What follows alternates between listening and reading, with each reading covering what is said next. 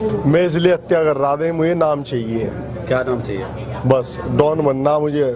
बिल्लू सांडा, ये नाम आपने कहीं ना कहीं तो जरूर सुना होगा, या आपकी आंखों के सामने ये वीडियो कभी ना कभी तो आया ही होगा।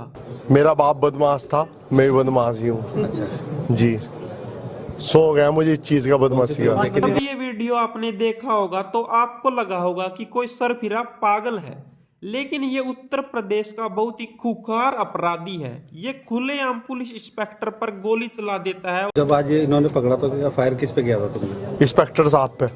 क्यों? है, क्यों? बस मर्जी थी मेरी यूं। और पुलिस को जेल से भागने की चेतावनी देता है, और फिर बिल्लू सांडा उसी समय पर खलनायक के हीरो की तरह जेल तोड़कर भी भाग जाता है।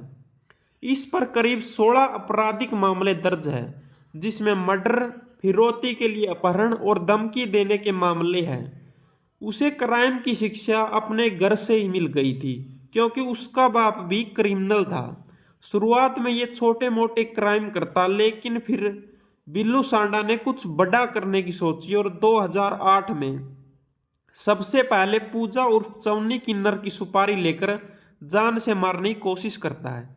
इसके बाद 2015 में वो एक चौकीदार को गोलियां मारकर मौत की नींद सुला देता है।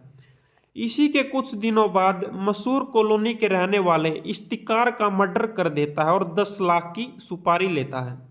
यह सिलसिला यहाँ तक ही नहीं रुका, फिर इसी के कुछ दिनों बाद उसके नजदीकी रहने वाले अमजद की भी हत्या कर देता है। अच्छा। फिर 62 फुटा पर क्या नाम है, अमजद की हत्या करी थी मैंने।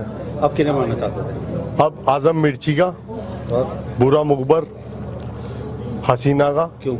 है, क्यों मारना चाहते थे? वो मेरे से दुश्मनी करे थे। लेकिन इस बार वो पुलिस के हत्थे चढ़ जाता है। इसके बाद वो करीब 1.5 साल तक जेल में बंद पड़ा रहता है। इसके बीच में उसे कोई भी मिलने नहीं आया, लेकिन 2018 में उसे पेशी के लिए कोर्ट में लाया गया। इसी दौरान वो जेल का रोशनदान तोड़कर फरार हो जाता है और अपने 6 साथियों को भी साथ भगा ले जाता है। बाहर आने के बाद उसने क्राइम करना छोड़ा नहीं, बल्कि एक प्रॉपर्टी डीलर से 20 लाख की फिरौती मांगी, लेकिन इसकी भनक उत्तर प्रदेश पुलिस को लग गई। पुलिस ने बिल्लू सांडा को पकड़ने के लिए प्लान बनाया। इसके बाद पुलिस और बिल्लू सांडा के बीच में जबरदस्त फायरिंग हुई। इसी के बीच पुलिस की एक गोली बिल्लू सांडा की टांग में जा लगी और बिल्लू सांडा वहीं पर पकड़ा गया।